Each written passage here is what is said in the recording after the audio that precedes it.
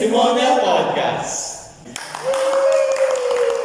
Introduce muna natin yung guest natin for tonight, guys. Yeah, So, I'm so excited, man. Ano masasabi niyo tungkol sa kanya? Siguro to, pogi to, pogi. Pogi? Pogi? Yan, pogi yan. Hindi ko pa naman siya kasi di masyadong kilala. Hindi mo masyadong Baka kilala. ngayon marami akong Matututunan. sa kanya. Balita ko, shooter yun eh. Shooter? Shooter yun. Sa basketball ba? Hindi ko alam, pati yata sa pag-ibig. Saka sharpshooter yun, napana niya yung puso ng minamahal niya. iniirog. Iniiro. Ang pangalan niya is Artie Soriano. Give a hand of applause.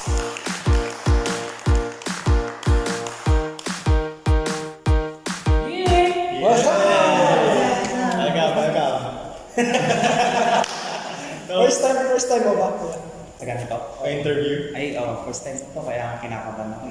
Huwag kang kaba, parang nag-control lang tayo. Kung paano yung tibok ng puso. Next! Pero lakasan mo na lang. Ginibib sinasabi.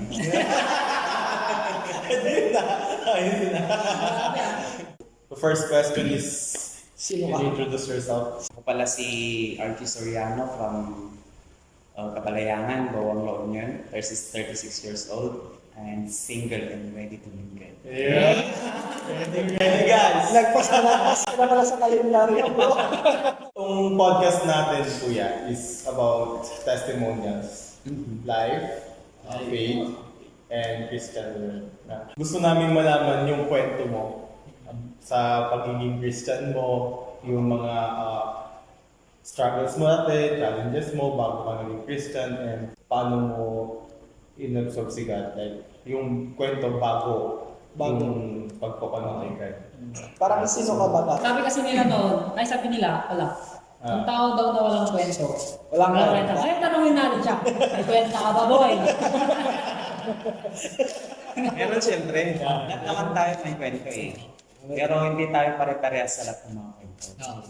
Sa akin kasi, pinalaki ako na una sa lahat family ko is na kilala kay God. Si mama. Pero si papa, siman siya dati, pero si mama talaga yung parang naging way na lumaki kami na makilala namin si God. Pero yun nga, dahil sa gawa ng kamunduan, doon ko mismo na-experience talaga yung sinasabi na worst. Kasi sobra yung worst. Nung una, isa lang naman po ako sa tao na singgero. Yun, sige.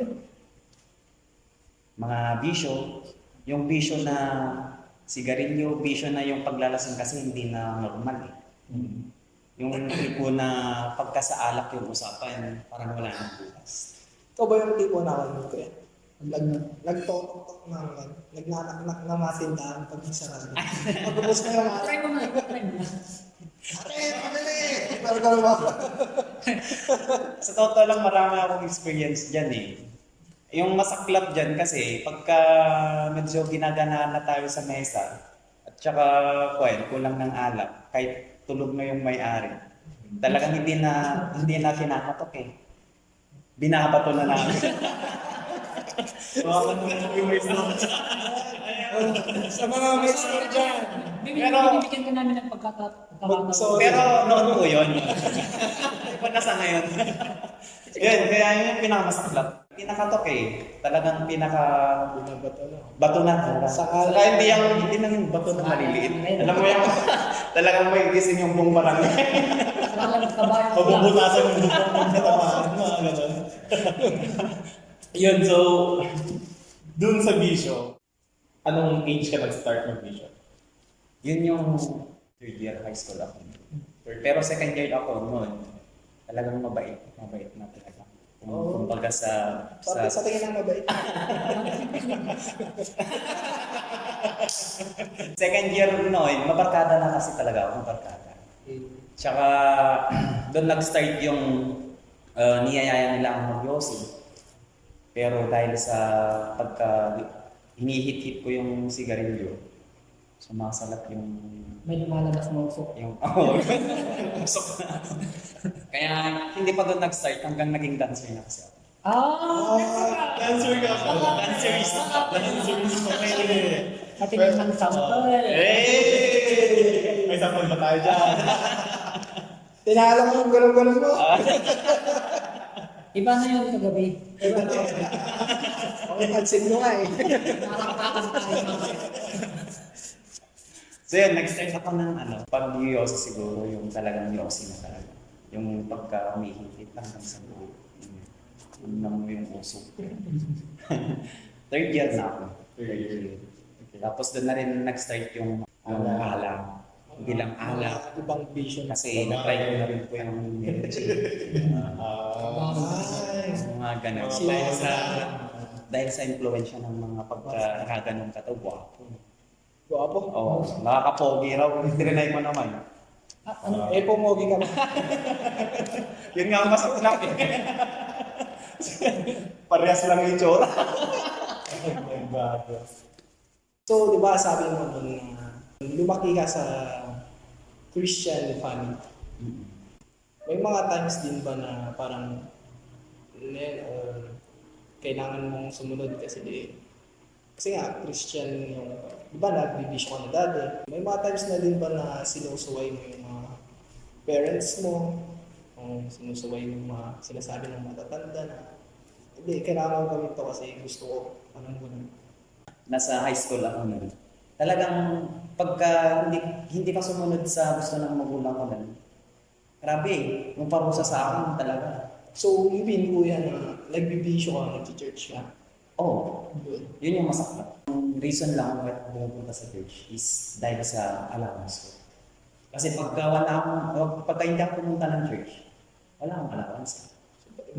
Sa ngalan lang ng Sa ngalan ng Saka yung allowance yun, pupunta rin sa mission. Oo, nandoon na rin yun. Alam nilang Kristiyano ka kasi dapat lagi kang perfecto, wala kang bisyo, parang yun yung gano'n. Meron bang pumasok sa'yo na may nagsabi sa'yo, may narinig ka, kwento? Sa ngayon, yun siguro. Pero nung nung high school, hindi pa kami nagkaraan. Kumbaga, wala pa yung mga persecutions. So, kung yung sa akin nun, wala pa naman. Kasi mga barkada ko nun, hindi naman nila alam na Christian ako. Tsaka, Siguro din mo sinasabi. wala, hindi. Tsaka siguro nung panahon na yun, hindi pa uso, anong real mo? Gano'n. Diba? Hindi pa uso. Wala pa yung Tara, magkaibigan tayo. Gano'n lang. Ganun Dati, lang. siguro. Ako na rin po sumagot ng tanong ko. Bago ka na-convert, decision mo ba na baguhin ka nito? Ang nangyari kasi noon, dalawang chapter kasi yung nangyari sa buhay ko. Nag-commit na ako and then nag-backslide ulit. Tapos, So, backslider. pero yung una kasi, na talaga na pinaka nag-commit ako sa Panginoon, is yung time noon na nagkaroon ako ng bagsak sa medical. Kasi babalik na ako noon ng ng tarpon. Lahat ng panalangin ko noon sa Panginoon, binigay niya. Maging sa lahat ng exam ko, kasi pagbalik ko noon, nagtaas ako ng ng grade ko, parang nakapasa ako sa COC. Nang walang kumbaga, hindi ako nag-aral about sa sa totoo lang. Sana all. Yun yung una sa lahat kung bakit lahat ng mga panalangin ko nang binigay ng Panginoon. Maging sa company na first time ako nag-apply, sa lahat kami na nag-apply, ako yung tatlo na nakuha. Ang nagkaroon. Yun, doon, time na yun, about doon sa question mo, nung time kasi na yun, hindi ako nakabalik eh. Hindi ako nakabalik. And then may tao na ginamit ng Panginoon. At yun si Pastor Maribel. Si Pastor Maribel noon, lasing na lasing ako noon. Wala akong ginawa sa buhay ko noon kundi maglasing. Pupunta sa bar, bababae, doon sa loob ng bar. Lahat pinupuntahan ko. Tapos uuwi ng madaling araw na. Pag gising ulit, kakain, maliligo, aalis ulit. Ganun lang yung cycle ng buhay ko. Oo, ganun na. Ganun na yung cycle ng buhay ko. Hanggang sabi ko, bakit kaya totoo ba na may Lord? Sinabi ko sa sarili ko. Totoo ba na may Diyos? Totoo ba na buhay ang Diyos? Hanggang may nagsabi sa akin sa Pastor Amador, sabi niya, may sinasabi sa iyo, ang Panginoon. Sinasabi ng Panginoon is magpunod ka lang sa akin. That time, Yun na siya. Nugot niya ako, pumunta ako ng Bible school.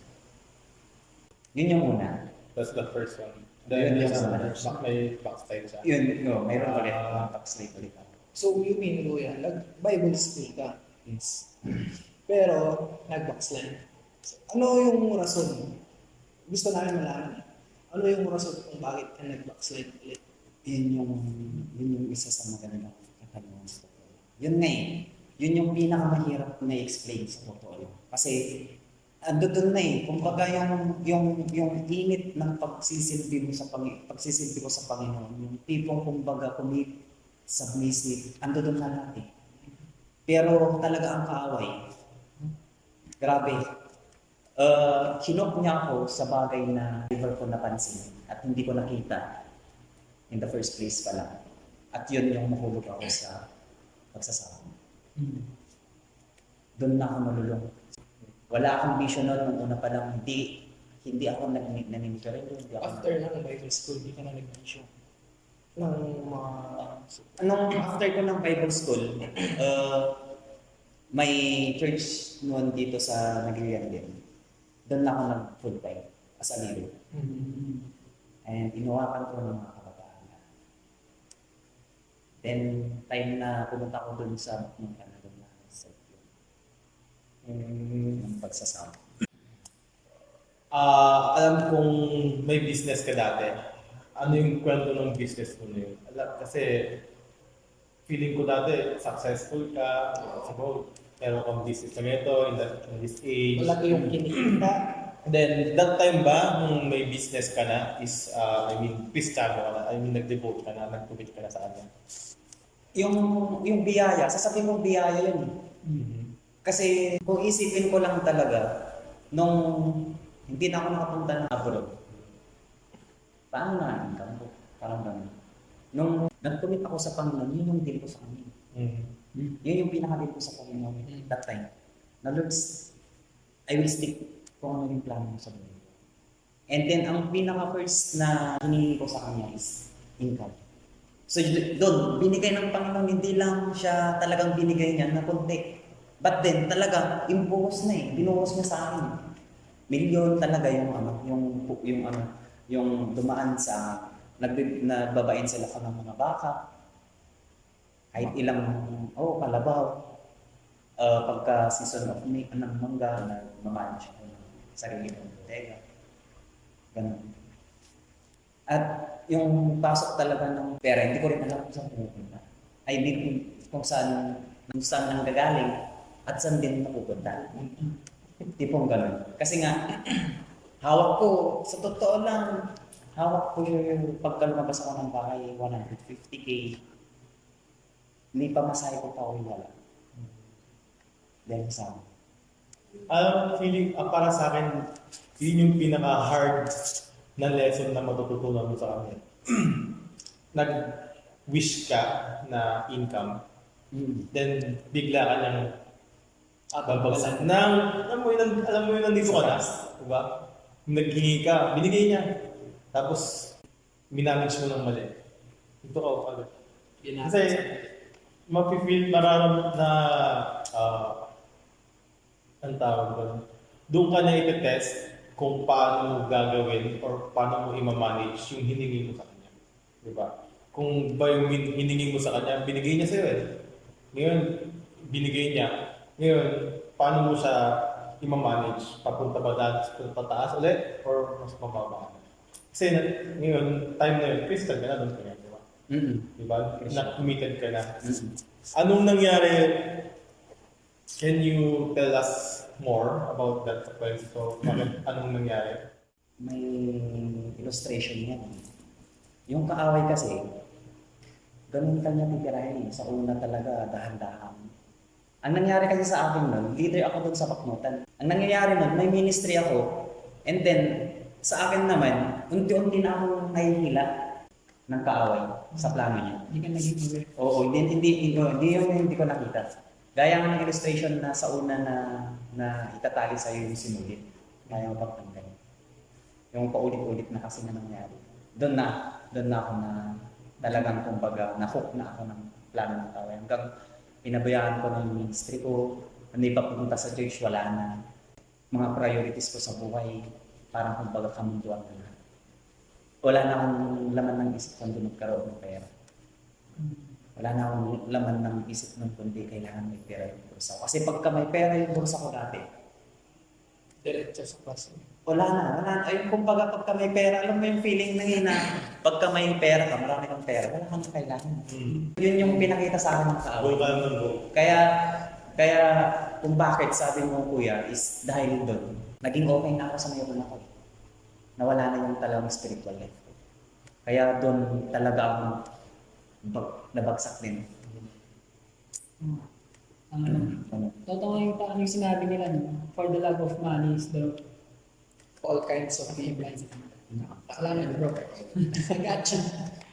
And so, So, kuya, ba sabi mo, hundreds, millions ang nawala sa'yo. May time ba na na-depress ka na, di mo na kaya, kunin mo na ang Lord. Gusto mo lang magbigti, parang gano'n. Kasi 500 lang sa akin, sakit na sa feeling eh. How about you? 150, uwi ka, walang pamasahe. So, may time ba na na-depress ka or gusto mo lang isuko yung buhay? Parang gusto mo lang mawala.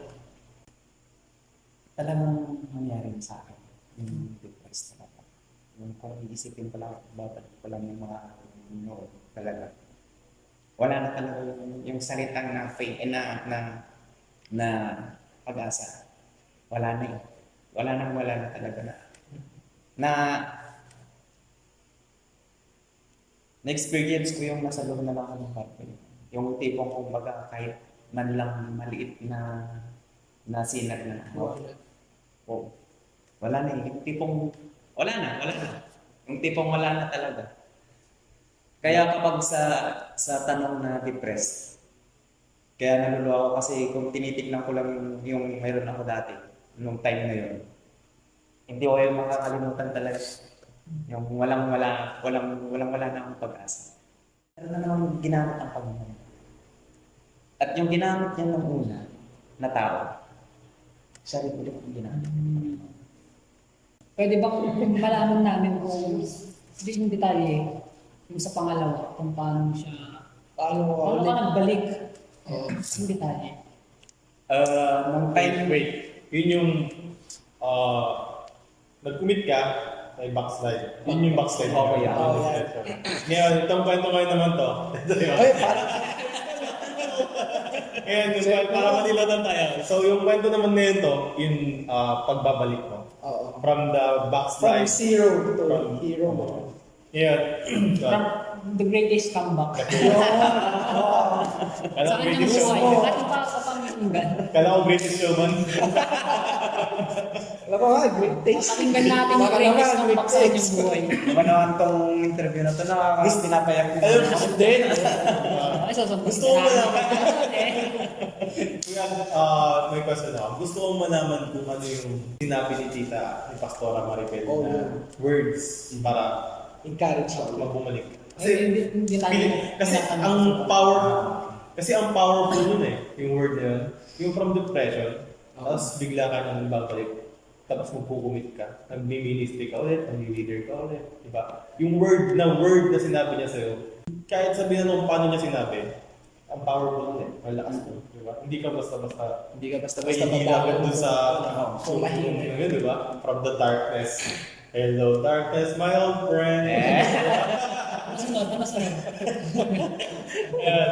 So, ano yung gusto namin malaman yung words or yung pagkasabi sila? Nung Paano? nagising kasi ako nun, kasi ang ginagawa ko na lang, yung buhay ko nun is, ML na lang. ML.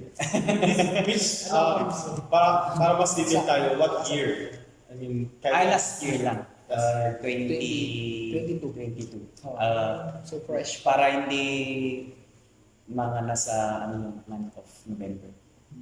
So nung kagigising ko na gano'n, may text na na-receive ako. And then pagkabasa ko, si Pastor Markel. Sabi niya sa akin, hello Ana, kamusta ka na? Sabi niya. And then sabi niya sa akin, may mission tayo dun sa Vizcaya. Sabi niya. So, pwede ka bang maging part ng team? Sabi niya sa akin. So, Ang reply ko sa kanya, that time, Wait for G. yung reply ko sa kanya nun, hindi agad going. Sabi ko sa kanya, Pastora, parang nagkamali. Rumsen para, sabi ko, Rumsen ko asa kayo. Parang para sa atin to. Parang hindi po yata ako yung Para to. deserving para doon. Sabi ko. Kasi, mismo nga sa sarili ko, sabi ko, kasi mismo sa sarili ko, hindi ko maayos eh. Ang maging part pa ng mission para sa ibang tao, di ba? So, sa isip-isip ko nun, paano ako mag-mission na mismo yung sarili ko, hindi ko maayos, di ba? Ang hirap, no? So, di ba? Okay, doon na. Tama. Paano ka makakatulong na mismo yung sarili mo, hindi mo matulungan? Tama yun. So, nung time na yun, wala talaga yung percentage na parang kumbaga sasama ako. Wala pa sa 1 eh. Wala. 0.9. Negative talaga eh. Ay, negative talaga. As in talaga negative. Negative talaga siya.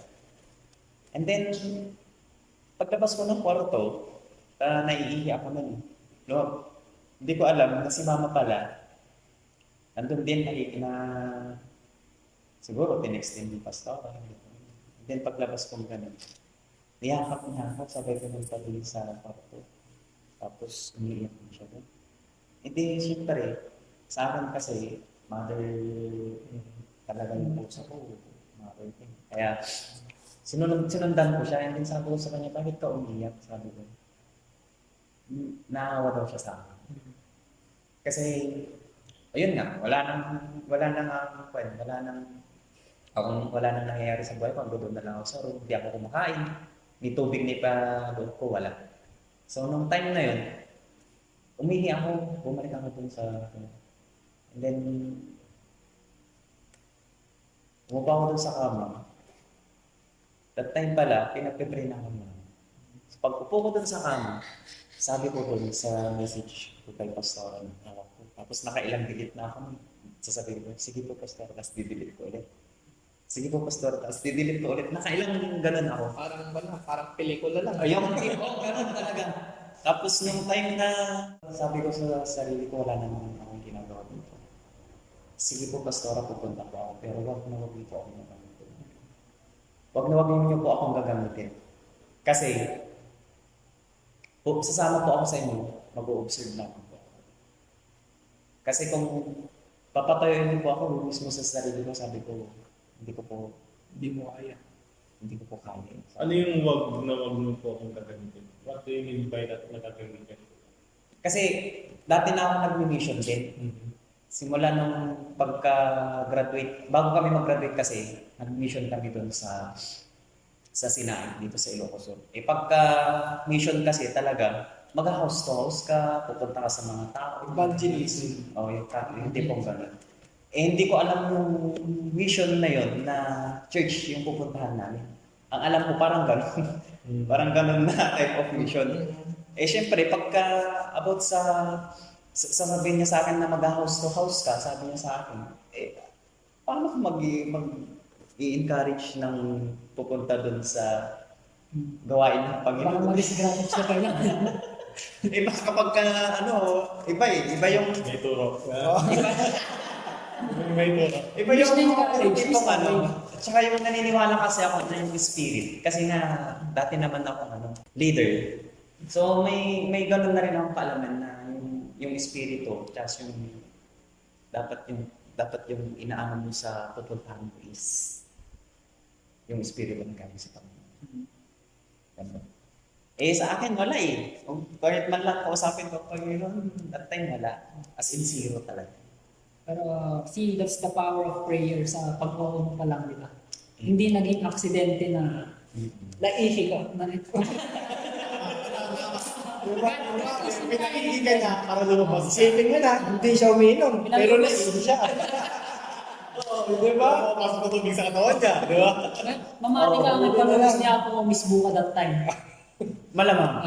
Kasi God is in timing. lahat ng nangyari na yun is talagang talagang plano naman.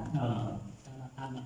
Talagang plano na ng Panginoon. Kasi kung iisipin yung mga oras na yun, talagang hinihintay ko na lang din kung kailan ako.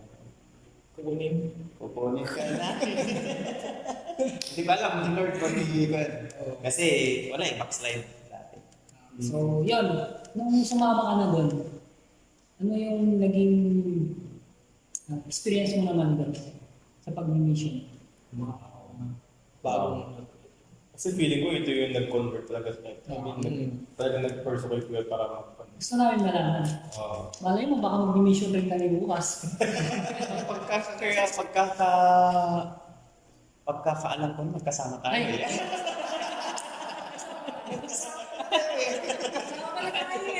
Hindi, out ka na! alam mo na eh. Biro lang yun. Spoiled Pero, times mo. sa totoo lang ako dun sa question mo, Ako bro. na magkwento, men.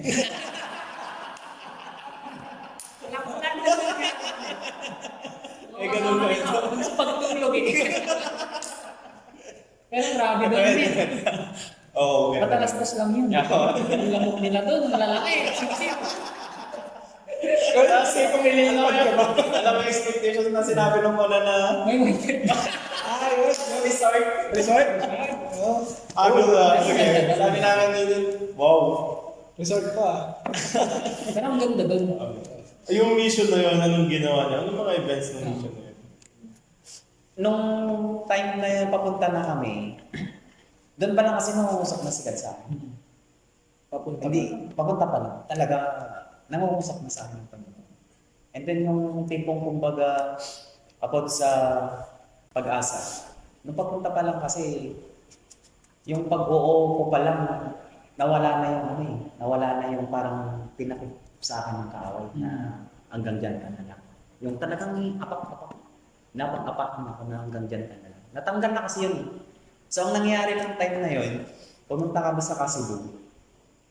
Doon na nag-start yung parang mag-uusap-usap hanggang binalik lahat ng Panginoon kung ano yung nangyari sa akin. Tapos ang kagandahan kasi doon, sa lahat ng pagkukulang ko, sa lahat ng mga kasalanan ko, sa lahat ng pagkakamali na gawa, niyakap niya ko eh. Alam mo yung damang-dama ko yung kagaan, yung dating grabe yung bigat na talaga instant na talagang nawala. Hanggang nakakapagsalita na ako, and then that day, that night, may isang pastor. Tapos doon, nakikagabilo na ako hanggang mag-testify ako. Nung nag-testify ako noon, hindi ko rin alam bakit ako nagsasalita nun eh. Kasi, wala eh. Di ba? Yung tipong ganun. Pero, God is good talaga. Kasi yung tipong kumbaga may plano tayo. Plano ko talaga alam mo, nabuksod. Kasama lang. Oo, sasama lang. Mamamasyal Sabi lang. Mamamasyal sa resort. And then, yun. Hindi rin talaga natupad yung parang sabi ko ni Diyan. Kasi nag-testify ako doon. Ang nagsabi sa akin ng pastor is, ang ganda ng testimony mo. Ang ganda ng kwenta. Ay, kwento. Pwede ba magpunta ka dito sa church namin? Mag-testimony ka sa akin. So doon nag-start ang lahat. Noong unang day namin. Yung isang devotion kami, doon na nangusap ang Panginoon sa akin. Iyak ako eh. Talaga through yung touch ng Holy Spirit. Ano ka nun eh? Talaga ang lakas ng iyak mo na. Wala nang kailangan kung sino na nakikinig, kung sino na yung nandun. Sinabi ko yung pasasalamat. Wala akong ibang sinabi mo yung pasasalamat. Yung talaga Anong- sa ng Panginoon. Tipong dalawa lang ako nag-uusap. Oo. Anong Bible verse yung tumatak sa'yo doon? Time. Nagbasa ka ba nun? May message or May message. Paano kanya kinausap? Ano yung pumasok sa'yo? Devotion namin nun eh. Pero hindi ko na maalala yung passage. Pero yung parang kumbaga, ano yung masasabi nyo dito sa mission natin, yung tipong gano'n, yung nararamdaman nyo, yung tipong gano'n. Kasi may tanong si Pastora nun eh. Pero, at doon na nangusap yung Panginoon. Imagine mo kasi yung tipong kumbaga, wala na yun. Yung walang-wala ka ng pag-asa. Tapos that time na pumunta ako doon is alam mo yung parang nabunutan ka ng tinik na, alam mo yung tinik hindi maliit yun eh. Parang may pinapako ka na ginaganon. Yung tipong ganon. Yung kalaki, yung pinakamalaki na tinik na ano, yun talagang tanggal. Sarap sa pakiramdam. Tanggal. Tumaan. As in talaga tanggal. Sarap sa pakiramdam. Solid pa rin. Kaya talaga yung ginawa sa akin ng Panginoon is grabe. Grabe talaga. Grabe. Grabe pa sa grabe. Oh, Grabe. matindi. Matindi talaga. Imagine from depression, I mean, from Yeah. success, diba? To down. Tapos down, tapos nag-hit ka, tapos may backslide ulit, tapos biglang depression ka na, diba? Yung almost suicidal depression, then biglang may bam! Balik na. Anong Dahil sa event na yun, Anong dahil sa ginagawa mo dito? Hindi ka dyan, dito ka. Parang yung buhay niya lang is naging roller coaster lang. Ups and downs. But remember this, guys. God is greater than ups and downs. Yeah. Oo, yung tipong kumbaga kasi, kung iisipin mo lang, yun yung mahirap eh. Kasi na, kilala mo na siya, enjoy ka, and then nag-backslide, di ba? Kumbaga, wala ka, yung tipong Mas mahirap na bumalik. Oo, ang hirap. Sa totoo lang, napakahirap. Pinipilit ko naman eh, pinipilit ko yun. Kaso naman, mahirap talaga. Kung guys, kung hindi mo talaga totally complete na. Kasi ang nangyari sa akin, wala na ako. Ikaw lang ang meron ko sa puso. Yung pagpunta ko, doon ako nagkaroon ng pag-asa. Doon lumiwanag yung buhay ko. Hanggang ngayon. siguro ganun talaga. No? Pag yung time na yung wala nang mawawala sa'yo, yung buhay mo lang ang mawawala, doon ka na talaga yung time na commit, makataos, mabubuhay ko, ang dami ko nung kailangan gawin. Yung talaga mag-commit ka, kasi feeling mo talaga kasi nabubuhay ka na. Diba po, pasok natin yung pagkakit ng sinasabi sa Bible, diba? Which is maganda. Question ko yan. Pagkatapos ng event na yun, ano naman yung goal mo na, next goal mo? Since bumalik ka na. Yun yung ano, nung time na nandoon ako, kasi mabisyo pa ako nun eh. Ang ano ko lang is, hindi ako kumakain ng sigarilyo lang. Yun yung parang kumbaga, yung mindset, Habang nag-mission kayo na to. ay hindi. Yung mindset kasi na parang kumbaga, dati na pagka nag-iossi ka, ito lang natin. Pagka nag-iossi ka, parang iibsan.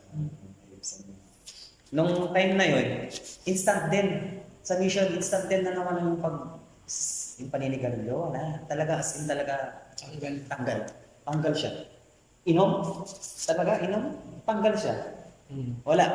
Hanggang ngayon, tanggal. Yung talagang kumbaga, ang hirap tanggalin yung paninigarilyo. Sa totoo na kasi ako, ay sus, Balboro pa naman. Ikaw mahal. You're so, ilang months ka nang sober? Hindi umiinom. November, last year talaga. Talaga na. It's almost 1 year. Oo. Congratulations, Billy. Di ba yan? Kakapanganak niya lang noong November eh. The Reborn, di ba? Yeah. Archie the Reborn. Oo. Kasi, pagka iniisip natin kasi na na tatanggalin natin yung yosi o yung inom, Hirap, di ba? mahirap. Yung tipong tatanggal mo siya ng 3 araw. Pero ang balik nun, times 3, Times 3. times 4, times 5. Kasi na-try ko yan eh.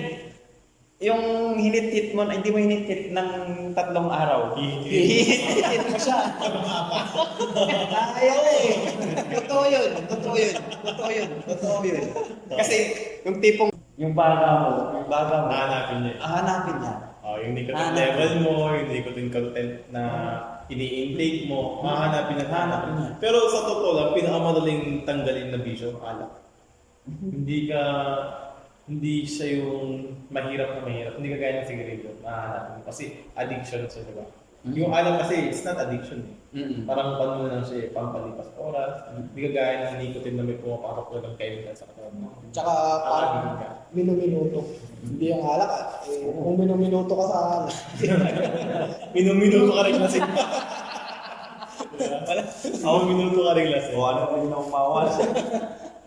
So Goal. ano ang goal ni Archie Soriano ngayong 2020? Yung nakabalik This tayo. Ay, oo pala. Yung tanong mo kaya hindi ko nasagot. Yung goal. Nung time na yun, nung after ng mission namin, doon na ako nagkaroon ng unti-unti na babalik ako sa ministry. And then, that time, sunod-sunod na rin kasi yung gawain. Kaya, kumbaga, hindi natenga. Hindi natenga. Ang kagandahan kasi nun, kuya, hindi ako nag-stop. Kasi bumalik ako doon eh. Bumalik ako doon. Pinabalik doon ako sa Jadi. For how long? Doon ako nag-stay ng ilang months. Doon na talaga ako ginalik ng Panginoon. And then, sa pag-stay ko doon mas lumalim. As in talaga na mas lumalim. Yung tipong pananampalataya. Anong ginawa mo doon? Bakit ka pinabalik doon? Para? Kasi may magaganap na na camp. And then, kasama ko lang si Pastor Edmond. Magtuturo si Pastor Edmond, ako naman ako sa mga kabataan. Mag-i-invite, and then binigyan ako ni Pastor Maribel ng pupa nun na 50 cuppers. Kumbaga, pressure. Pero pressure na in the way na andyan ang Panginoon. Blessing. Oo, andyan ang Panginoon. Kumbaga hindi ako lang ang gagawa, pero ang Panginoon. Isang mabuting problema. Oo, hindi ko gano'n. And then, alam niyo po, sa totoo lang, binigyan kami ng maraming Yung camp ba yun, doon sa Magat? Doon sa Ragat. Magat lang? Yan. Magat. Wala ka? Eco Park. Wala Dito lang sa nagpas lang din. Ay, wala ka. Wala na siya doon eh. Camp director. Nag-camp kasi ako sa Luna nun eh. Nagsasarili ka eh. Nag-camp kasi ako sa Luna nun eh. Yeah, So, yeah. Sabi mo na leader ka ng church noon maging sa ngayon. So, what's your plan sa mga kabataan natin na or ano yung gusto mong sabihin sa kanila, iparating sa kanila na huwag niyong gawin yung parang yung ginawa mo. Should I say na sa mga nade-depress na mga kabataan, ano mga advice gusto mong sabihin sa kanila? Sa mga kabataan, simple lang kasi, napakasimple lang, sa totoo lang. Lagi kong itong sinasabi sa mga kabataan, sa church, sa Jadi dati, tapos dito rin sa Kabalayan. Layong sinasabi sa kanila na pag-commit tayo. Commitment, kasi napaka-importante yan eh. Pagka sinabi kasing commit, 100%. buo na wala eh, Walang commitment na kalahati. Parang yung topic, yung pinag-usapan din namin last time. Na kung magkukumit ka, dapat full-hearted. Dapat andun all out ka. Hindi ka pwedeng magkukumit yung parang sabi ko nung last. May reservation. Basta panoorin nyo yun na last. Yung sabi, pag nag-commit ka, pwede sabihin mo, nag-commit ako, pero yung parang feeling mo talaga hindi ka. Lord, magkukumit ako. Ano yan eh? Tawag Pero tong bulsa ko, parang ganun eh. ano yan eh? Tawag nito, hindi yun talaga commit.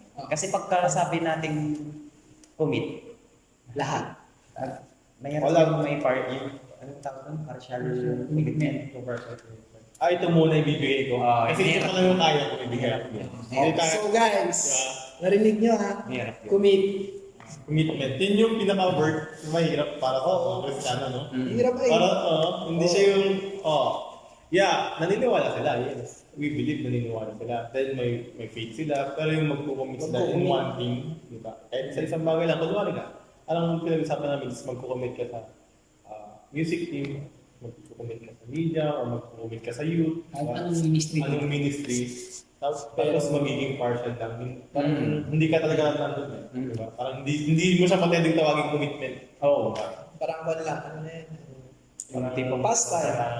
Pupunta pag walang ginagawa sa bahay. Hindi parang ginagawa mo parang kumbaga parang responsibility, parang Oo, responsibility. kailangan ako pumunta doon kasi Responsibility. yung Kasi Dapat kasama- yung mindset, kasi- pupunta ko doon dahil commitment ko yun sa Panginoon, sa puso ko. Kapag Kasi kasama ng commitment ng responsibility. Pag nag-commit ka, marami ng responsibility. Di ba? Pag bigger roles, bigger responsibility. great powers, conflict. Great responsibility. Okay. So, yun. Kaya, may tanong ako pala. May sagot ako. Ano yung pinagkaibahan ng buhay mo? Diba sabi mo, 2 beses mo nakilala Panginoon sa buhay mo. 2 beses na encounter. 2 beses. Ano yung pinagkaiba ng una sa pangalawa? next question. Good question. Nung una kasi, masasabi ko nung una, nag-commit ako, naging leader ako. Pero hindi ko masasabi na ganun ka mature. Ngayon, yung pagkakaiba kasi, pagkakaiba noon sa ngayon mas naging mature ako. Kasi biruin mo yung tipong kumbaga dinaanan ko. Bago ko nakilala ang Panginoon. Yung tipong kumbaga wala na akong pag-asa. Kasi wala na tatanggapin pa ba kaya. Doon na yung kasi yung question sa akin. Ang kagandahan kasi ngayon, nung pinanggap ulit ako ng Panginoon, 2 kamay at niyakap ako. Yun yung pinakamagandang nangyari sa buhay ko. And yung nangyari nung una, na pagkakaiba mo yun, kung na-backslide naman ako dati. Yun yung pagkakaiba. Yun yung masasabi nating lesson learned. Huwag mo nang hintayin na bigyan ko ng malaking problema. Sakla sila. Basta mag-commit, di ba? Pwede ka naman mag-commit ngayon. Baka hindi ka kasing tibay ni Archie, di ba? Masaklap yun, masaklap. Ako yung sabi nila na love is sweeter than second time around. Pero tama yan. Naranasan mo? Sa akin, hindi ko kasi na-try yun eh. Baka 3rd time around. Hindi lang pa siya.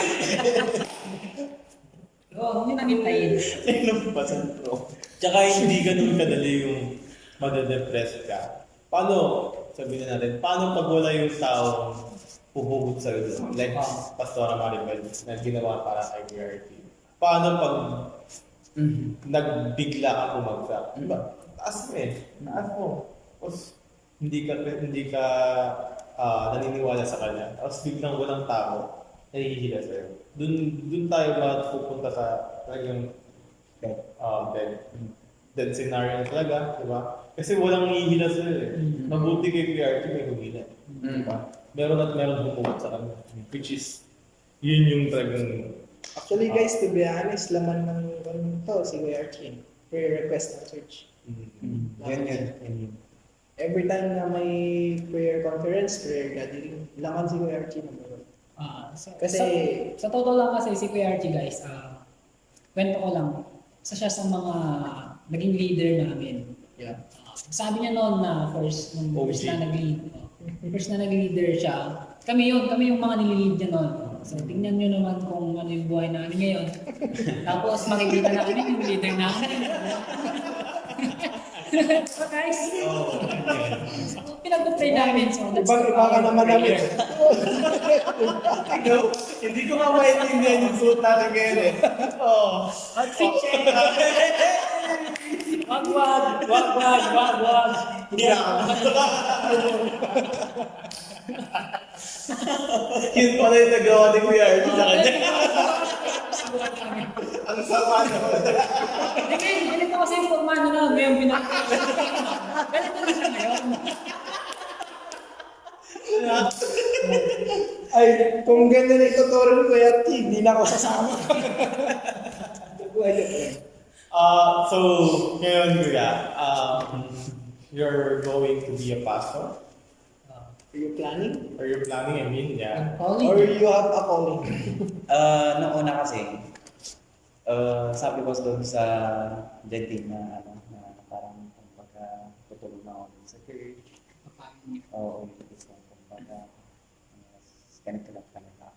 Pero time na habang doon na pinusap ako ng Pastora Maribel na mag-start ka na magkaroon ng family na anak. Kaya, ready naman ako sa lahat ng papagawa. Yan yung one. Kalimang pastor ng GRC. Kung Pang-anim na po si Tantan. yun yung vision ko. Pang-pito, pang-walo. Amen! Pang-siyam. Pang-ganun. Gusto ko rin malaman yung vision mo sa kabataan. Kasi tinanong ko rin si Pastora Maribel din. Ano yung gusto mong maging ang mga kabataan? Sa lahat sa GRCA, una-una sa lahat ng mga kabataan, nakikita ko, vision ko sa kanila, maging ulo. Ulo sila lang. Kasi once na sila yung naging ulo, tapos natulong sila sa mga part na kung saan sila magagampanan yung ministry nila at yung plano at yung Panginoon. To give some context sa ulo, what do you mean sila ang maging ulo? Yung tipong kumbaga leader. So, yun. Gusto ko lahat ng kabataan dito sa GRC is maging leader. Yun yung vision ko. Hindi lang Huwag lang sakit sa ulo. Tagasunod, huwag lang taga. talagang tagasan. Tayo dapat yung maging head. Tayo ang mamuno. Leader is a good listener. Sa mga GRC community dyan. Baka naman. That's why, lahat tayo leader. Oh, nice. Kaya, yun yung mission ni Pastora Maribel na i-train ng mga kabataan. Kailangan umpisa natin mag-train sila. Not just, hindi lang siya tungkol sa church na lang. They need to learn how to be successful in life, how to be successful in their careers, in their love life. Kasi nagtuturo rin doon sa Pastora Maribel ng love and courtship. Diba? Love coaching. So, sabi nga niya, train them while they're young. Diba? Kailangan natin silang turuan habang bata pa ng paano nila i-target yung focus goals nila. Diba? Kasi yun, kasi yun yung nag-i-start ng backslide eh. Diba? Kung yung goal mo, bigla kang lumihis. Kahit kung lang yan, lumihis na yan. Daan-daan kang pupunta doon sa mali. Kaya kailangan, turuan natin sila i-set yung utak nila or i-set yung minds nila na focus on your goal. Then, para maging successful. Hindi naman natin sila pwedeng sabihin magiging successful ka. Balak na, nakikita natin, basta focus ka lang sila. Hindi eh. There's always a challenge, there's always a distraction na magaganap sa buhay. Pero tayo lang yung magiging guide. Diba? Kung saan sila pumunta, bawal dyan. Pag pumunta ka dyan, ituturo natin, pag pumunta ka dyan, ganito mangyayari. Pag pumunta ka dyan, ganito mangyayari. Parang let's train them na kung ano yung gusto mong mangyari, focus ka. Focus ka. Kailangan kasi malakas ang utak eh. Kumbaga, pag trainin mo sila na may doubt sila, mahirapan silang intindihin yung isang bagay. Tsaka ito pala, mahirap i-train ang kabataan na walang goal. Yeah. Wala silang wala silang knowledge kung anong gusto nila. Di ba? They're always, dapat, para maturuan mo sila, dapat alam nila kung anong gusto nila. Bago natin tapusin yung usapan natin na ito. Gusto namin humingi ng advice para sa mga nakikinig na rin sa atin.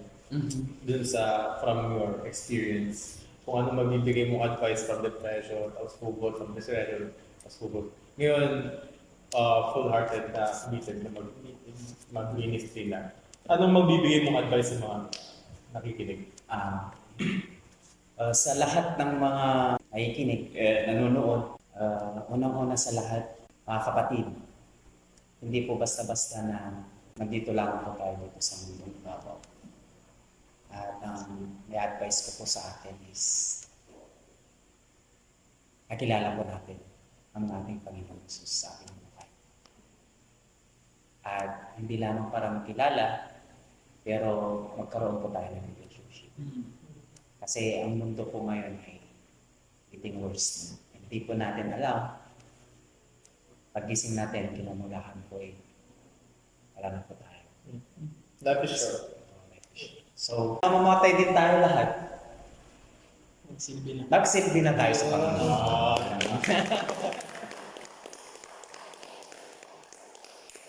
Yan. So, kuya, baka may mga promotion. Saan ba? Gusto namin mag-church. Saan ba yung church nyo? Ay, sa Kabalayangan, GRCA, Bawang La Union, sa Ortiz, tama, Ortiz, main po namin yun, Nagilyan. GRCA. Hindi. Ortiz po. Ortiz, Nagilyan La Union po, at meron po tayo dun sa Angkaway, Nagilyan La Union po. At meron din po, pagka taga-Biskaya po kayo, meron po tayong church sa San Pablo po. Jadi, Nueva Vizcaya. Thank you. We are thank you for letting us Hindi na hear sayang. your story. Hindi na sayang ang luha ko. Hindi, wala. Maraming Pinapayak salamat. ako. So, pinayak ako ng mga pagkakas eh. Thank you, Kuya. Ganda rin, sabi sa'yo. Oo, di ba? Dapat di kayo kinakabahan. Parang nagkwentuhan lang tayo.